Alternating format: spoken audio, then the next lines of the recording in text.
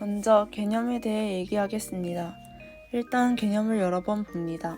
인강을 듣든 학교 수업을 듣든 혼자 교과서나 참고서를 보든지 간에 개념을 여러 번 돌립니다. 개념 문제에서 머뭇거리면 안 돼요. 약간 숨쉬듯 자연스럽게 풀려야 합니다. 개념이 머릿속에 숙지돼 있고 연습량을 확보해서 빠르고 정확하게 풀어야 합니다. 개념은 수특에 나온 내용이 기본이자 제일 중요합니다. 수특을 여러 번 정독합니다. 그 해에 새로 나온 개념이 있다면 유심히 봐야 합니다. 예를 들어 작년 수특에서는 대사성 질환이라고 할 수 있죠. 수특에 나와 있는 내용은 생명시자들에게 기본 소양입니다. 수학 공부 안 될 때 한 번씩 읽는 것을 추천합니다. 척추신경 31쌍, 뇌신경 12쌍 보고 이건 평가원이 선 넘었지. 수능 땐 안 그래 하지 말고 수특을 한 번 더 봅시다. 우리는 수능 출제자가 아닙니다. 수능 시험지 받고 나서는 되돌릴 수 없어요.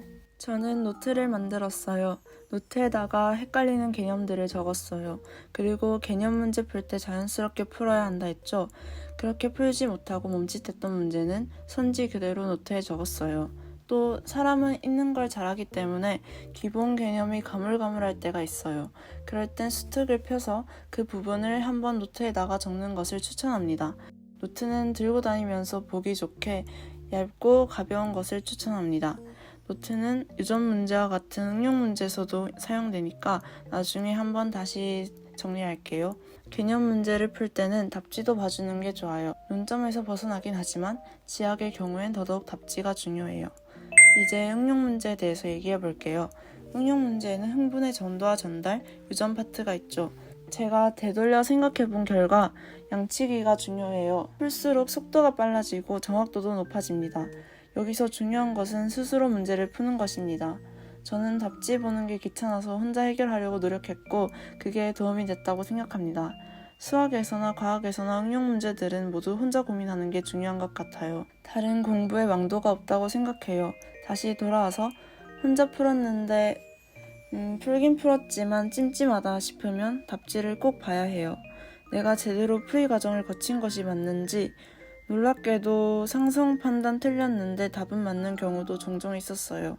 그렇게 맞았다고 넘어가면 아무 도움이 안 되겠죠. 유전 문제를 풀고 무조건 점검해야 하는 것은 상성, 우열 판단 제대로 했는지입니다. 또 저는 오랜 시간 수험 생활을 했기 때문에 기출 문제를 셀 수 없이 많이 풀었어요. 그런 사람이 생각보다 많고요. 열심히 하셔야 돼요. 또 수특 문제를 풀고 새로운 유형의 문제들은 잘라서 노트에 붙여놨어요. 나중에 제가 붙여놨던 수특 문제가 응용돼서 평가원 문제에 나왔고 그 평가원 문제를 다시 잘라서 노트에 해당하는 문제 밑에다가 붙여놨었어요. 교육청도 비슷한 유형이다 싶으면 붙이는 게 좋아요. 이렇게 문제들을 모아두고 여러 번 풀어보면 도움이 될 거라고 생각해요. 그런데 응용 문제 같은 경우엔 혼자 공부하는 것에 약간의 한계가 있어요. 응용 문제의 실력을 기르는 강의를 하나 듣는 것을 추천합니다. 참고로 저는 자분기를 들었어요. 추천합니다. 좋은 점은 두 가지가 있어요. 첫 번째, 상황들을 케이스 분류해놔서 더 빠르게 판단할 수 있습니다. 유전에서 특히 그래요. 자극의 전도 또한 그렇습니다. 제가 수능 끝나고 모든 걸 다 버려서 상세하게 예를 들지 못해 아쉽지만 이런 조건일 땐 이렇게 들어가는 게 합리적이다 라는 것을 알려줍니다. 따라서 풀이의 시간이 단축됩니다. 저는 원래 직접 케이스를 다 따져가면서 풀었었어요. 근데 재수 때 처음 자분기로 공부하게 되었는데 킬러 부분이 머릿속에서 더 체계적으로 정리되는 느낌이었어요.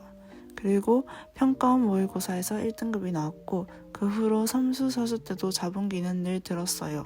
솔직히 자극 전도 파트는 모두 듣지는 않았어요. 근데 강의 들을 때도 당연히 먼저 풀어보는 게 정말 중요해요.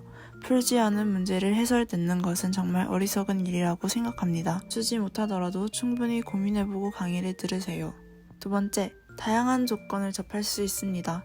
시험장에서는 새롭게 느껴지는 것들이 많아요. 새로운 문제를 푸는 연습을 많이 해야 한답니다. 이것을 연습하는 데는 실무가 좋아요. 이미 시중에 많은 실무가 나와 있는데 자기가 적당히 선택해서 풀면 될 것 같아요. 저는 참고로 철두철미 모의고사를 풀었어요. 한 시즌당 10회차가 있고 문제들을 다시 풀어볼 수 있도록 작은 책도 줘서 좋았어요. 모의고사는 무조건 시간 맞춰서 풀어야 합니다. 이렇게 많은 양 더하기 다양한 상황의 문제를 풀다 보면 감이 생깁니다. 생명과학은 감이 중요해요. 생명과학에서 어려운 문제는 케이스 분류가 문제풀이에 들어가 있어요. 케이스를 분류해서 어느 것에 해당하는지 빠르게 알아내는 것이 중요하죠. 이때 감이 있다면 더 빠르게 케이스를 찾을 수 있습니다. 약간 바둑과 같아요. 몇 수 후에 어떻게 될 것인가를 미리 짐작할 수 있어요. 손으로 점검한다 해도 더 속도가 빠를 것이며 제일 그럴싸한 케이스를 고르게 될 것입니다. 함정철 선생님도 제일 그럴싸한 걸로 먼저 찍으라고 하십니다. 시험장에서는 사실 이게 맞아요. 우리의 목표는 정석풀이를 하는 것이 아닙니다. 제한 시간 안에 높은 점수를 얻는 것이에요. 공부를 할 때는 정확한 풀이도 알아야겠지만 문제를 처음 풀 때는 찍는 연습을 해야 합니다. 문제를 다시 풀 때 무의미하게 반복하지 않아야 합니다. 더 빠르게 풀도록 노력해보세요. 어떻게 들어가야 더 빠를까 고민하는 겁니다. 문제 읽는 거 스킵해서 시간 줄이는 것은 안 됩니다. 시험장에서는 더 조심스럽게 읽을 거니까요. 커리큘럼 추천.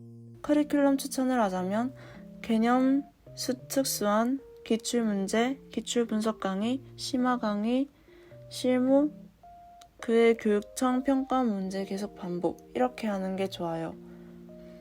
컨텐츠들은 다른 거 풀어도 상관없어요. 컨텐츠를 강요하지 않습니다. 그리고 사실 중요하지 않아요. 시중에 나와 있는 거 꼭 다 안 풀어도 돼요.